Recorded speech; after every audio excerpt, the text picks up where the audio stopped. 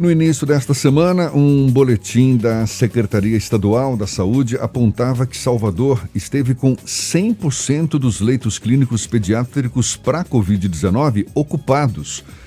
O secretário de Saúde do município, Léo Prats, esclareceu que a ocupação seria nos leitos de enfermaria e que a criança internada neste ambiente seria paciente em menor gravidade.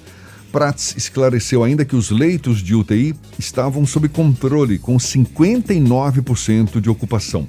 A gente conversa agora com a médica infectopediatra Anne Galasteri, nossa convidada mais uma vez aqui no Issa Bahia. Seja bem-vinda. Bom dia, doutora Anne. Olá, bom dia. Que honra estar com vocês de novo. Como vocês estão? Prazer todo nosso, uma alegria tê-la conosco mais uma vez. Muito obrigado por aceitar o nosso convite. A senhora chegou a observar nesses últimos dias, com base na sua experiência, um aumento do número de casos de Covid em crianças? Então, o que acontece aqui? O que nós temos mantido é que a faixa etária de 0 até 9 anos de idade correspondem durante toda a pandemia a aproximadamente 4% dos infectados por Covid-19 no estado da Bahia. Isso é semelhante ao que tem também dos dados no mundo inteiro e até do Brasil todo. Ou seja, de todos os pacientes que adoecem com Covid, 4% são em até 9 anos de idade. E o que nós precisamos, analisar é que, segundo os dados, tanto os dados nacionais quanto os dados aqui do estado da Bahia, eles mostram uma estabilidade com tendência importante mantida de queda nos casos de Covid-19. O que, no entanto, é importante a gente compreender de que, quando você tem uma criança com sintomas respiratórios que necessitem de internação, ou seja, uma crise de sibilância, uma bronquiolite, uma asma ou até mesmo um quadro de pneumonia, essa criança, até que seja excluído o Covid, ela é suspeita de Covid e ela tem que permanecer internada no leito de suspeitos de Covid. E isso vai ocupar a rede de enfermaria de UTI dedicada à Covid-19, pois, como estamos na pandemia, ainda qualquer quadro respiratório, até que se prove o contrário, é suspeita de Covid. E aí, quando você colhe o exame do cotonete no nariz, que é o PCR, você tem uma faixa de dias para colher. Então, se a criança internou no primeiro dia de sintomas, ela só pode colher o exame entre terceiro e sétimo dia dos sintomas. Ou seja, 2 dias ela fica internada como suspeita, porque não existe teste diagnóstico possível para fazer. Assim como, quando é feito o teste, ele pode demorar até 48, 72 horas para sair, a depender do kit de exame do laboratório utilizado. Então, é necessário compreender isso e realmente aguardar mais dados que a prefeitura, que o estado nos libere. Mas até o momento, o que nós temos do boletim da Covid-19 é que há realmente uma queda mantida. E pensar que pediatria, basicamente a internação é por quadro infeccioso agudo, em grande maioria do ponto de vista respiratório. É a patologia que mais acomete as crianças. E por as crianças estarem afastadas da comunidade, estarem isoladas, essa taxa de infecção foi muito menor. Conforme voltam às atividades normais, conforme tem contato com outras crianças novamente, isso é esperado que vá também voltar ao normal.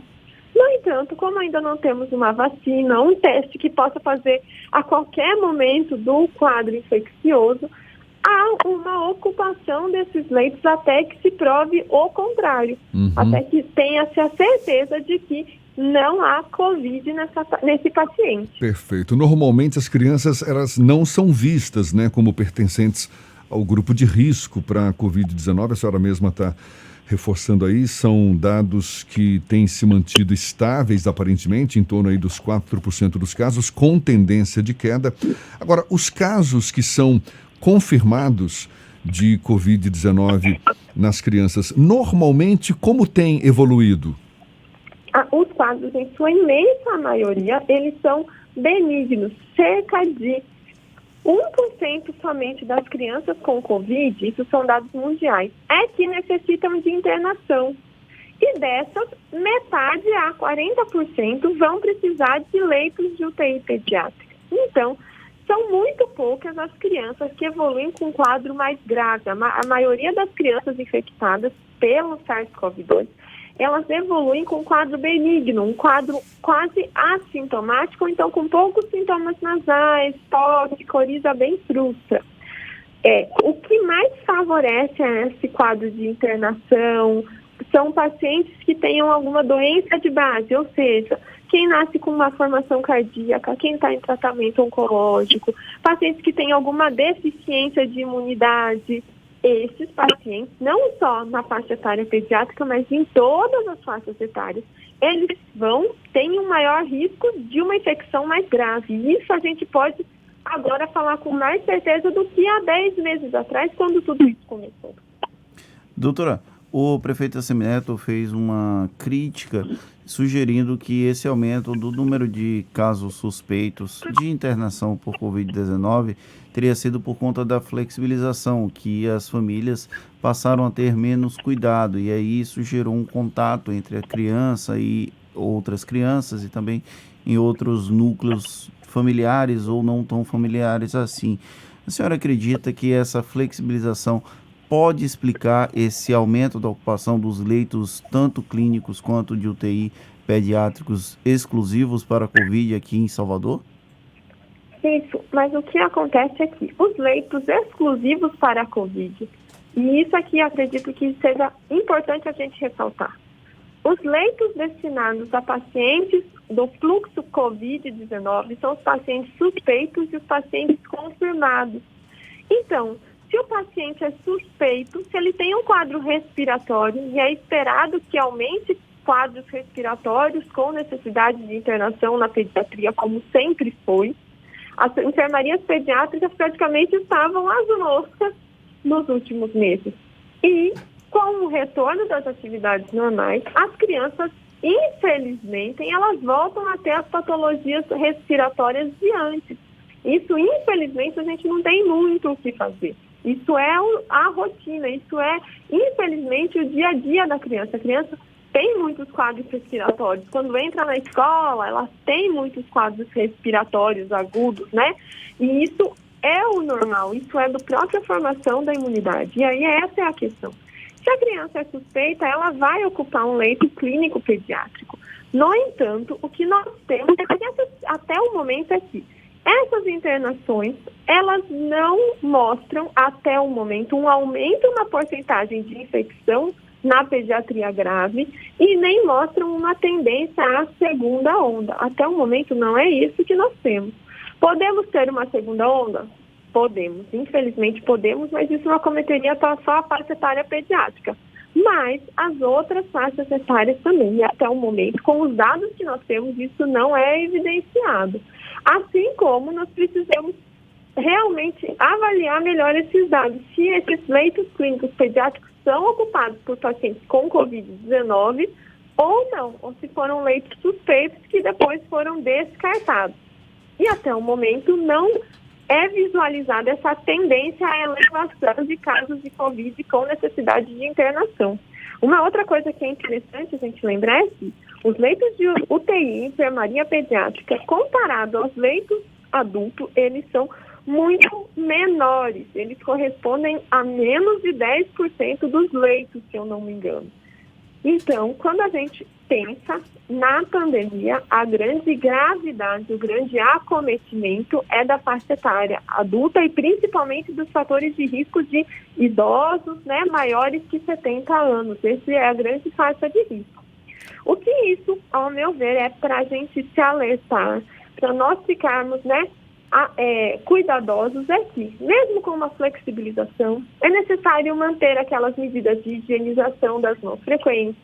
Qualquer um que esteja com qualquer sintoma de infecção, tosse, coriza, febre, mal-estar, dor de barriga, diarreia, vômito, que permaneça em casa, que não tenha contato com outras pessoas, que o distanciamento social seja mantido. A gente consegue, em alguns lugares, ambientes abertos, livres, e permanecer com uma distância segura entre as outras pessoas.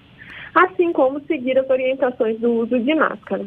Como é que a senhora avalia essa discussão cada vez mais recorrente em torno da volta às aulas presenciais? É possível que a gente esteja cada vez mais perto, não é, dessa possibilidade? Eu não falo nem tanto da educação infantil. Parece que há uma percepção de que a educação infantil demore mais para voltar a ter aulas presenciais. Mas educação fundamental, ensino médio, talvez mais cedo ou mais tarde a gente volte a ter aulas. A senhora acha que é um grande risco para as crianças? É possível que, a partir da volta às aulas, mesmo com os protocolos de segurança, de saúde ali sendo exigidos para colocados em prática e tal, vai representar um risco para um aumento da incidência da Covid entre as crianças? Então, pode acontecer? Pode. No entanto, o que nós fazemos para que isso não aconteça, para que isso minimize? É exatamente ter as escolas com a estrutura adequada, mantendo o distanciamento entre as crianças, ambientes arejados, álcool gel e pias disponíveis para a higienização das mãos frequentemente, treinamento não só dos alunos, mas de todos os colaboradores da escola, treinamento dos pais. Isso tudo faz com que você minimize imensamente os riscos de infecção entre os alunos, sem dúvida alguma. Doutora, o grande desafio desse processo de reabertura, inclusive com crianças, principalmente, na verdade, com elas, é esse processo de educação com relação ao uso de máscara, não para as crianças pequenas, mas para as crianças mais velhas, a questão da lavagem das mãos, da asepsia correta, ou é algo que, infelizmente, as crianças vão ter que conviver e é difícil para os pais conseguirem controlar esse processo? Qual a sua opinião sobre isso? Minha opinião é que o exemplo arrasta. Se os pais fazem de modo adequado, sim, as crianças vão fazer. Se você tem um treinamento e uma cultura, um conhecimento adequado dos pais, de higiene das mãos de modo adequado, da importância do uso de máscara, do distanciamento social, isso os pais vão mostrar, vão ser exemplo para as crianças, assim como os professores também vão ensinar. Nós não ensinamos nossos filhos a atravessar a rua, nós não ensinamos eles a comerem direito, ensinamos. A gente vê crianças de 2 anos de idade postando vídeo na internet, gravando vídeo na internet. Por que ela não pode aprender a usar máscara direito? Por que ela não pode aprender a higienizar as mãos adequadamente? Ensinar e dar o exemplo, né? Eu não consigo compreender isso. Sinceramente, a gente ensina uma criança a ler, a conjugar verbo em português. Português é uma das línguas mais difíceis que existem, né? E aí a gente não consegue ensinar a higienizar as mãos, que é um cuidado independente de qualquer infecção, é uma questão de saúde, né? Aliás, acho que é mais fácil ensinar uma criança do que um adulto, né? Eu lembro de quando eu era criança, a musiquinha na TV da lavagem de mãos importante, né? E toda vez minha mãe cantava comigo uma música. Por que a gente não pode fazer isso com as crianças? E dar o exemplo, certamente. Está certo. Muito obrigado, doutora Anne Galastri, médica infectopediatra, mais uma vez conosco aqui. Muito obrigado pela sua disponibilidade. Um bom dia e até uma próxima. Bom dia, muito obrigada. Fiquem com Deus. Até uma próxima. Até mais. Tchau. Maravilha, e é mais uma conversa, você sabe, que vai estar disponível na íntegra, logo mais nos nossos canais no YouTube, também no Spotify, iTunes, Deezer e Instagram. Agora, 7h47 na Tarde FM.